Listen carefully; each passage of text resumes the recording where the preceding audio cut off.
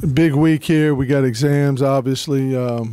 That's an important time for us, for our guys to finish strong with their classes. We're also gearing up for the Kansas State game. Good opponent. Team that went to the tournament last year is led by two really good players in Marcus Foster and Thomas Gibson. Gibson's a senior. We played against him a few years ago. Big body kid, similar to a Rico Gathers, maybe not as explosive, but a big body kid that can cause us some problems. And Marcus Foster's one of the top guards in the Big 12 that we're going to have to do a good job of guarding him. Can you go into what goes into your week when it is a finals week and like the week before, because you talked about how Alex was fatigued and it wasn't just all basketball and stuff like that, and right. what you've got to do and change it. Well, number one, it gives us an opportunity to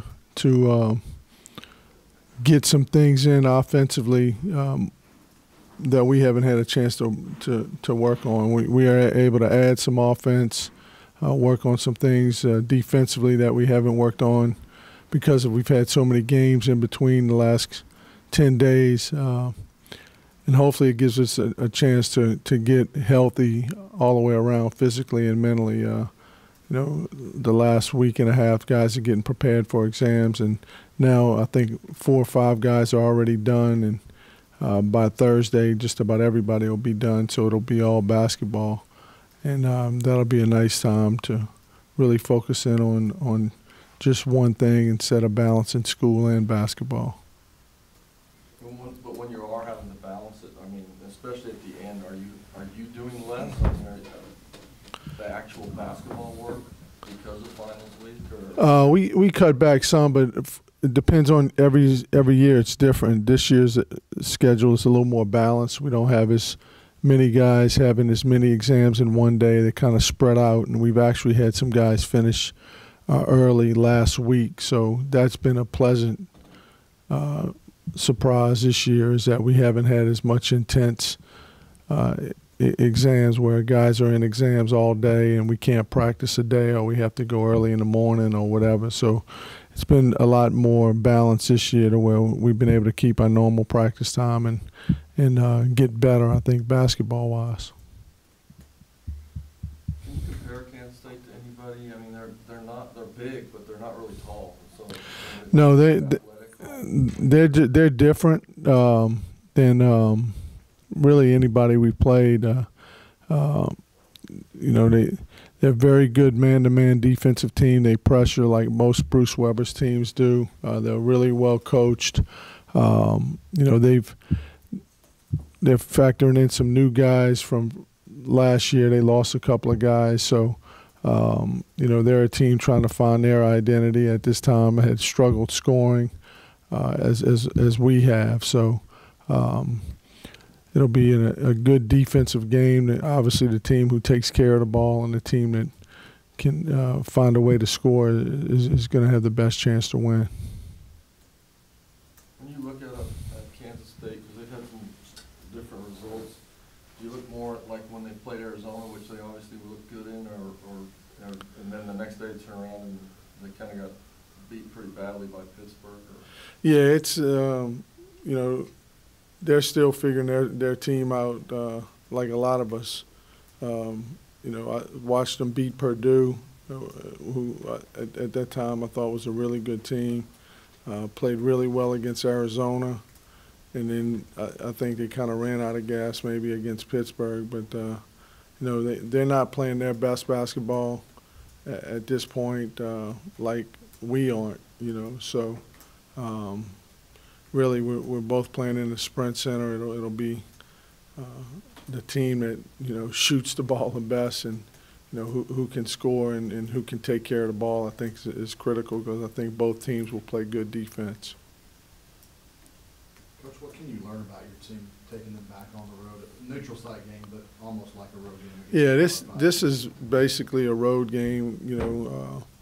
I saw where Kansas played in the Sprint Center last week against Utah, and they like to do this because they played a Big 12 tournament, you know, in the Sprint Center. So we're going to find out if we've matured from the Baylor situation. That's why we played Baylor, to give ourselves a chance to learn how to play on the road in a tough environment. Can our guards control the game? You know, are they going to get rattled and sped up and turn the ball over, you know, or take quick shots? Can our post guys rise up to another big body kid like Gibson, and can we perform and compete better than we did against Baylor? So these are the games you got to win if you're going to have an opportunity to go to the postseason. So this is an opportunity for us to play against a BCS opponent that has good recognition on the road, and our guys will be excited to play. I mean, so what you just said, is this as big a pressure game as an SEC game then?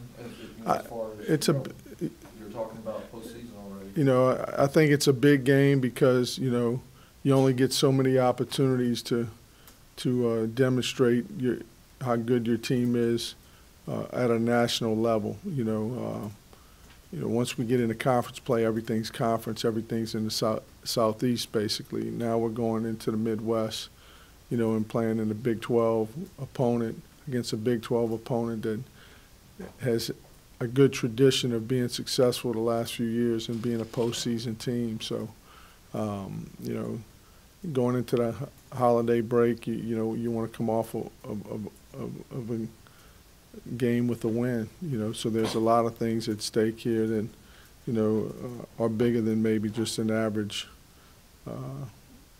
non-conference game. Look at their schedule. They have played. I mean, I think they'll play 6 or 7 teams that are in the Big 5 conferences. Is that something you'd like to get to? I mean, I know you're getting really close to that, or is that a little too much, maybe? You know, it's kind of how college basketball is going. They're really making the BCS teams, you know, have to play more BCS opponents to upgrade your RPI to give yourself a chance for postseason. You know, it's not like football where, you know, there's 90 teams competing for a bowl game, where I think more than half the teams get into a bowl game. You know, I think we're fighting for maybe 19 or 20 spots, you know, against 300 teams. You know, so it's you have to do everything you can to put your best record at stake for the end of the year to have a chance to get an at-large bid. There are so few to get, and so teams are now starting to upgrade their schedules and play road games, and you know, so they can position themselves at the end of the year to get one of those few spots. With the automatic bid, the tournament champions, I mean, it's getting harder and harder, you know, to get one of those spots to the NCAA tournament. This is a little bit off of what we were saying when you're talking about Kansas State, but does that give the committee, does that make it easier for the committee when more teams are playing other teams like this in the non-conference? You understand what I'm saying? Instead of judging that, you know, he played 10, as Dick Vitale would say, cupcakes, you know. Yeah, I mean, they have made a statement the last 3 years that teams have gotten left out for not playing road games against BCS opponents, you know. So, you know, we are trying to take the statement that, you know, take the road that we're going to play some road games as long as we can get people to come back and play us at home. We want to do that. And your program has to be equipped. You can overschedule too, you know. Our program, I think, is now in a place that I hope we never have to think about overscheduling, because we're that good. And I like where our program is, and I want to be able to schedule some of the top teams in the country and feel like we can go on the road and win those games, and then also beat an Arizona State at home that I think helps us towards the end of the year. So you talk about road games. Does this count as a road game for you guys, or is it a neutral game? No,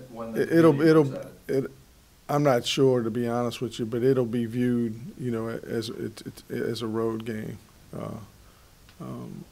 I know next year they play us at Reed, you know, so I know it'll be viewed that way as a home game.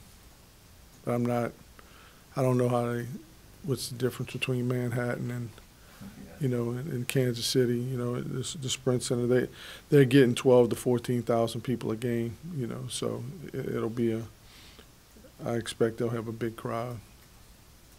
You mentioned your player, you want to see how the guys would bounce back from what happened at Baylor. Do you Mhm. sense that they want to get back on the court and bounce back? Yeah, they know this is a big game. You know, again, the venue set up at the Sprint Center, you know, against K-State, who our guys are familiar with from being in the Big 12, and know they're an NCAA tournament team, know who Marcus Foster is. He was one of the top freshmen, all Big 12 freshmen last year. So I know they'll be excited to play. What's your schedule after yours? I mean, you know, Christmas break, are you guys? We'll come back the day after Christmas and, you know, start getting prepared for Mercer. You know, and it's an NCAA tournament team that scares a lot of people because their win against Duke last year, and Bob Hoffman's a really good coach, and it's a good program, and so we'll have to come back and get ready for them. So when this game's over, though, that you're going to give the guys? Yeah, our guys will go home for the holidays, and they'll be glad to get away from me, and I'll be glad to get away from them. So it'll be good. You know, I believe they should go home for Christmas. I think that's. So you're not having them over like Thanksgiving? No, I'll actually have them over tonight. So Okay. we'll get our fill of each other the next week. Once the way you guys are defending the three-point shot, is that something that's other teams just aren't shooting it well, or do you think you are really You know, defending it well? I think we do a good job, and we got good size on the perimeter, so there aren't any wide open shots. We've been good defensively. The key to us is getting a rebound, you know, and so last year I think we led the SEC in defending the three-point line, you know. So our length, our zone has been good for us. Our size is good for us on the perimeter. For contesting shots, it's got to be better for us guarding the dribble and better for us getting a rebound.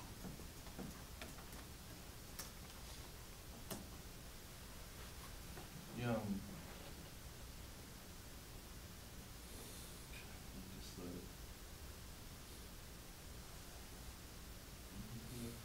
Anything else? All right, thank you. Oh. Yeah. You talked, yeah, I did remember that. Because I was going to ask you Saturday. I thought about it Saturday. Did you play more zone than, I mean, Saturday you played a lot of zone, especially first half, it seemed like. Yeah, Was that just because they were quicker and it was easier to get out to them, the three-point shooters? Both. I think we're struggling guarding the ball. You know, Alex Caruso getting in foul trouble. He's having to guard smaller perimeter guys, and because of I wanted to start playing. I've had to humble myself and recognize we're going to have to play more zone to guard smaller guards, and you know, use our size and length in the zone to be a better defensive team. Because normally, I mean, you don't like to. No, I really don't like playing zone. But last year was good for us some, and the makeup of our team, not being strong interior post guys, and not being able to guard the dribble and having long athletic size, you know, is better for us to play some zone.